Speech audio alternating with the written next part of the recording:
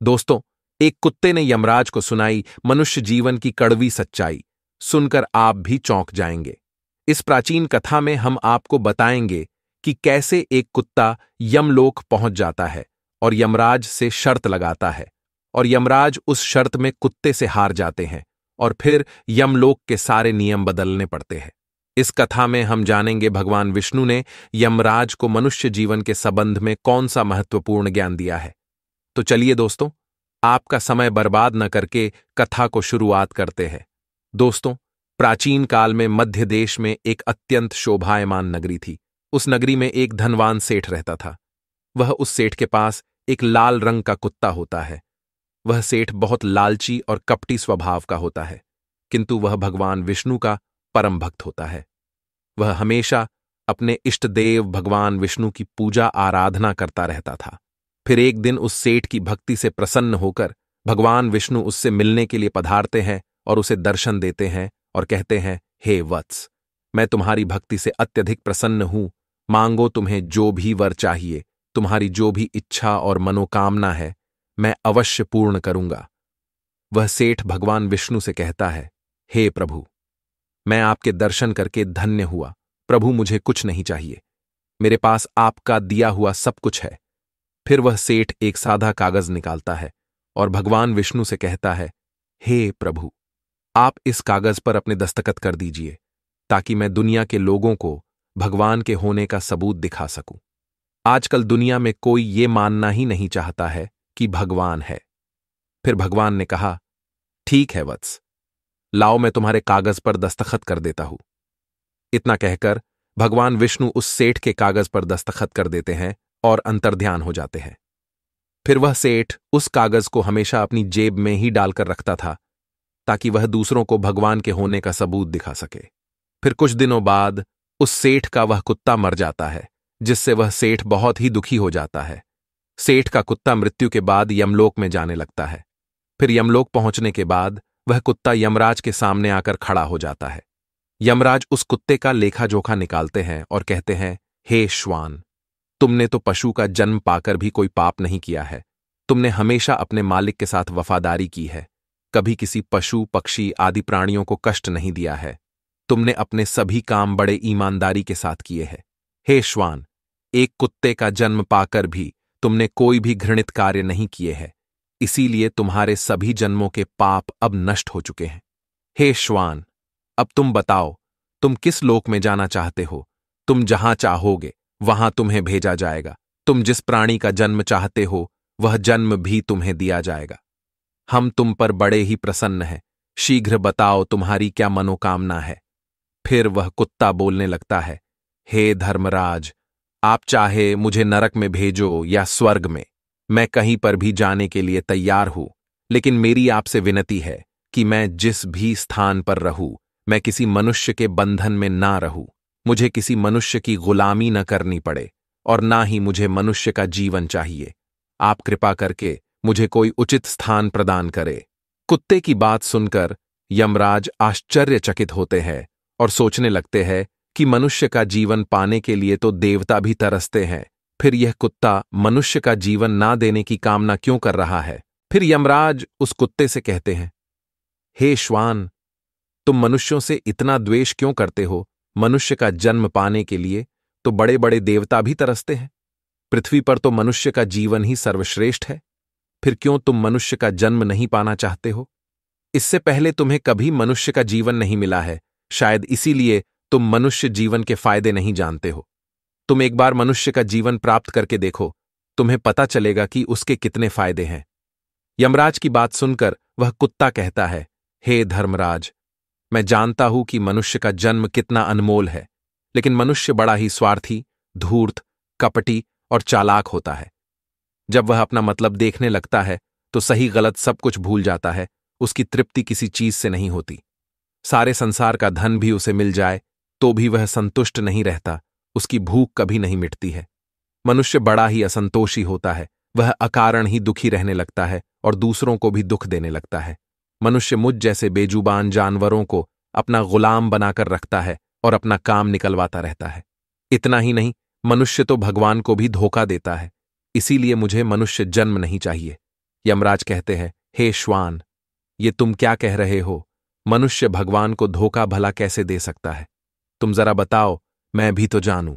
फिर कुत्ता कहने लगता है, हे धर्मराज, मनुष्य जब मंदिर में जाता है तो स्वार्थी मन से भगवान की पूजा करता है। भगवान से कहने लगता है, हे भगवान, मेरा ये काम बना दो, मैं इतने पैसे चढ़ाऊंगा, दान धर्म करूंगा, भंडारा करूंगा, गरीबों को कपड़े दान करूंगा। लेकिन जब उसका काम पूरा हो जाता है तो वह सब कुछ भूल जाता है। आगे बढ़ने की होड़ में वह अपनों का ही शोषण करता रहता है, एक दूसरे की टांग खींचने में लगा रहता है, न खुद ऊपर उठने का प्रयास करते हैं, न दूसरों को उठने देते हैं, न चैन से खाते हैं, न खाने देते हैं। अपना काम बनाने के लिए दूसरों को धोखा देता है। और उसकी धूर्तता तो देखिए, वह भगवान को भी लालच दिखाकर अपना काम बना लेता है। जब काम पूरा होता है तो कहता है, भगवान के पास तो सब कुछ है, मैं उन्हें क्या दे सकता हूं। इस प्रकार से कहकर वो अपनी बात से मुकर जाता है। हे यमराज, इंसानों के बुरे कर्मों को घिनाते गिनाते मैं थक जाऊंगा, किंतु उसके बुरे कर्म समाप्त नहीं होंगे। उसकी चालाकी के आगे तो देवता भी कुछ नहीं है। कुत्ते की बात सुनकर यमराज कहते हैं, हे श्वान, माना कि इंसान बहुत चालाक है, लेकिन वह हम देवताओं को मूर्ख नहीं बना सकता, क्योंकि हमारे यहां जितने भी जीव आते हैं उन्हें हम ही दंड देते हैं। उसने पृथ्वीलोक पर कितनी चालाकी क्यों न की हुई हो, उसे मृत्यु के बाद यही आना पड़ता है। सभी इंसान यहां पर आकर हमारे सामने रोते हैं, माफी मांगने लगते हैं, नरक जाने के भय से और मेरे भयंकर रूप को देखकर थर थर कांपते हैं। सभी मनुष्य हमारे अधीन रहकर ही काम करते हैं। फिर वह कुत्ता बोलता है, हे धर्मराज, आपके पास जितने भी मनुष्य आते हैं वे सब मरे हुए होते हैं। आपका पाला किसी जीवित इंसान से नहीं पड़ा है। यदि आप किसी जीवित मनुष्य को यमलोक लेकर आओगे तब आपको पता चल जाएगा कि जीवित इंसान कितना खतरनाक होता है। उस कुत्ते की बात सुनकर यमराज को आश्चर्य हुआ और गुस्सा भी आ गया। वे सोचने लगे, ये तो हमारे यहां पर आकर हमारा ही अपमान कर रहा है। इस तुच्छ कुत्ते को दिखाना होगा हमारे सामने कोई इंसान कुछ भी नहीं है। इंसानों की चालाकी हमारे सामने नहीं चल सकती। इस बात को साबित करने के लिए यमराज अपने दूतों को बुलाते हैं और कहते हैं, हे दूतों, जाओ और इस कुत्ते के मालिक को जीवित ही उठाकर यमलोक लेकर आ जाओ। हम भी देखते हैं कि जीवित इंसान हमारे सामने क्या चालाकी करता है। अगर यह कुत्ता गलत साबित होता है तो इसे अनेक वर्षों तक नरक में डाला जाएगा। उस कुत्ते को पूरा यकीन था कि एक अकेला जीवित मनुष्य स्वर्ग लोक में खलबली मचा देगा। फिर यम के दूत धरती लोक पर जाते हैं और उस कुत्ते के मालिक को अर्थात उस सेठ को चारपाई के साथ उठाकर यमलोक ले जाने लगते हैं। तभी बीच रास्ते में उस सेठ की नींद खुल जाती है और वह देखता है कि दो अत्यंत हृष्ट पुष्ट सिंगों वाले यमदूत उसे चारपाई के साथ उठाकर यमलोक ले जा रहे होते हैं। वह सेठ उन यमदूतों से पूछने लगता है, हे यमदूत, क्या मेरी मृत्यु नींद में हो चुकी है? तब यमदूत कहने लगते हैं, नहीं मनुष्य, तुम अभी जीवित ही हो। फिर वह सेठ कहता है, फिर आप दोनों मुझे कहां ले जा रहे हैं? मैंने कौन सा पाप किया है? यम के दूत उस सेठ को सारी कहानी बता देते हैं और कहते हैं, तुम्हारे कुत्ते ने यमराज से कहा है कि जीवित मनुष्य बहुत चालाक होता है, इसीलिए इस बात का परीक्षण करने के लिए यमराज ने आपको जीवित ही यमलोक लाने के लिए कहा है।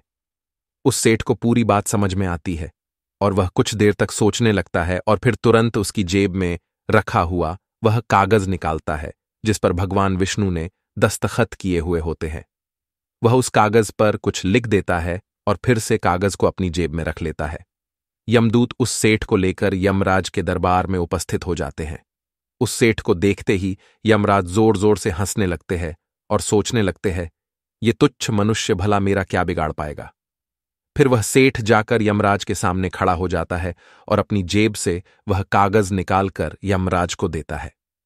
जब यमराज उस कागज को खोलकर पढ़ने लगते हैं तो वे तुरंत ही सिंहासन से उठकर खड़े हो जाते हैं और उस सेठ को सिंहासन पर बिठाकर खुद उसके स्थान पर खड़े हो जाते हैं, जिसे देखकर यमराज के सभी दूत चौंक जाते हैं, सोचने लगते हैं, यमराज ये क्या कर रहे हैं? एक मानव को अपने सिंहासन पर बिठा रहे हैं। ये जरूर कोई पहुंचा हुआ इंसान लगता है। वह सेठ अब यमपुरी का राजा बन जाता है। यमराज भी उसका आदेश मानने के लिए विवश हो जाते हैं। फिर वह सेठ सिंहासन पर बैठते ही यमलोक के सभी कानून बदल देता है और यमराज को ही यमलोक के द्वार का पहरेदार बना देता है। फिर वह सेठ सोचने लगता है, जब मैं मर जाऊंगा तो मुझे भी यहां पर आना पड़ेगा और मेरे पाप कर्मों के कारण मुझे भी नरक में डाला जाएगा। इसीलिए उस सेठ ने नरक में पड़े सभी प्राणियों को स्वर्ग में डालने का आदेश दिया और नरक का द्वार हमेशा के लिए बंद कर दिया। और फिर सभी यमदूतों को आदेश दिया कि आज के बाद किसी भी प्राणी को नरक में नहीं डाला जाएगा, सभी प्राणियों को स्वर्ग में ही भेजा जाए। सेठ के इस आदेश को सुनकर स्वर्गलोक में खलबली मच गई। सभी देवता हैरान हो गए, लेकिन वे कर भी क्या सकते थे। आदेश यमलोक के राजा ने दिया था, इसीलिए चुपचाप सभी उसका पालन करने लगे। स्वर्गलोक का संतुलन पूरी तरह से बिगड़ गया। धीरे धीरे स्वर्गलोक में जीवों की भीड़ बढ़ने लगी, जिनकी सेवा करके स्वर्गलोक के कर्मचारी और अप्सराएं परेशान होने लगे और सोचने लगे, इतने सारे जीवों की सेवा कैसे कर पाएंगे। उधर वह कुत्ता सोचने लगा, यमराज को जीवित मनुष्य को यमलोक में लाना कितना महंगा पड़ गया। सेठ जी ने सब कुछ बदल दिया है, आखिर ऐसा कैसे हुआ। फिर वह कुत्ता अपने सेठ के पास गया और पूछने लगा, सेठ जी, आपने ये सब कैसे किया? अब तो आप यमलोक के राजा बन गए हैं, अब मैं सारे जीवन आपका दास बनकर रहूंगा।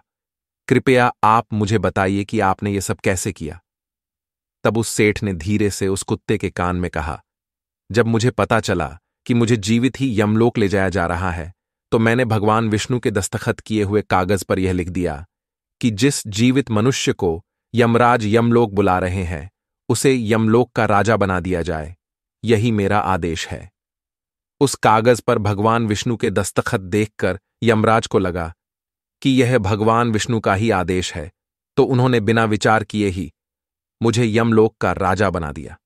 सेठ की बात सुनकर वह कुत्ता बहुत खुश हुआ और सोचने लगा, इंसानी दिमाग चाहे जहां भी रहे, खुरापात तो करेगा ही। इधर यमलोक का ऐसा हाल देखकर सभी देवता भगवान विष्णु से मिलने के लिए वैकुंठ चले गए और उन्हें सारी बात बता दी। देवताओं की सहायता करने के लिए भगवान विष्णु तुरंत ही यमपुरी में आ गए, तो उन्होंने देखा कि यमराज यमलोक के द्वार पर पहरा दे रहे हैं। फिर यमराज के सिंहासन पर कौन बैठा है? भगवान विष्णु को देखते ही यमराज उनसे प्रार्थना करने लगे और कहने लगे, हे प्रभु, आपकी यह लीला बड़ी ही विचित्र है। धरती के एक साधारण मनुष्य को आपने यमलोक का राजा बना दिया और मुझे पहरेदार। भगवान विष्णु यमराज से कहते हैं, हे धर्मराज, ये मैंने नहीं किया है, ये तो मनुष्य के चालाक दिमाग का कमाल है। यदि तुम जीवित मनुष्य को यमलोक लेकर आओगे तो यही होगा। इसीलिए मैंने मृत्यु के बाद ही मनुष्य को यमलोक लाने का आदेश दिया था, ताकि मनुष्य के सभी दोष और स्वभाव शरीर के साथ नष्ट हो जाए और केवल उसकी आत्मा ही यमलोक में प्रस्थान करे। किंतु आप तो एक जीते जागते मनुष्य को ही यमलोक उठाकर लेकर आए। यमराज से इतना कहकर भगवान विष्णु आगे बढ़े। फिर जब उस सेठ ने भगवान विष्णु को आते हुए देखा, तो वह तुरंत यमराज के सिंहासन से उठकर खड़ा हो गया और बोलने लगा, हे प्रभु, मुझे क्षमा करो। मैंने अपने कुत्ते को नरक में जाने से बचाने के लिए और मनुष्य की बुद्धि का बल दिखाने के लिए ही ऐसा किया। मैं आपके द्वारा दिए गए वरदान का दुरुपयोग नहीं करना चाहता था। हे प्रभु, मैं आपके दर्शन करके धन्य हो गया। अब मुझे किसी चीज की अभिलाषा नहीं है। फिर भगवान विष्णु मुस्कुराए और उन्होंने उस सेठ को क्षमा कर दिया। फिर वह सेठ धरती लोक पर लौट गया। भगवान विष्णु ने भी यमराज को फिर से यमलोक की गद्दी पर बिठा दिया और वे भी वैकुंठ लोक लौट गए। यमराज फिर से अपने सिंहासन पर बैठ गए। तब वह कुत्ता यमराज से कहने लगा, हे धर्मराज, देखिए आपने जीवित मनुष्य की चालाकी। एक जीवित मनुष्य क्या क्या कर सकता है। इसीलिए मैं मनुष्य नहीं बनना चाहता। मनुष्य जब स्वार्थी बन जाता है तो वह अंधा हो जाता है, उसे दोस्त परिवार दिखना बंद हो जाते हैं। लालच में वह धर्म को भी भुला देता है और अनिष्ट कार्य करने लगता है। जब तक वह शास्त्र अनुसार कर्म करता है तभी तक सुखी रहता है, और जब धर्म से विमुख हो जाता है तो क्लेश और बीमारियां उसे घेर लेती है और उसका पतन हो जाता है। फिर यमराज उस कुत्ते को क्षमा कर देते हैं, उसे स्वर्ग में भेज देते हैं और यमलोक के बदले हुए कानूनों को फिर से सही कर देते हैं। तो दोस्तों, इस प्रकार से एक कुत्ते ने यमराज को मनुष्य के जीवन की सच्चाई बताई है। ये कथा आपको कैसी लगी कमेंट करके जरूर बताएं। अगर यह जानकारी अच्छी लगी तो वीडियो को लाइक जरूर करें और कमेंट में जय श्री कृष्ण जरूर लिखें। साथ ही चैनल को सब्सक्राइब करें। मिलते हैं अगली वीडियो में। आप सभी का धन्यवाद।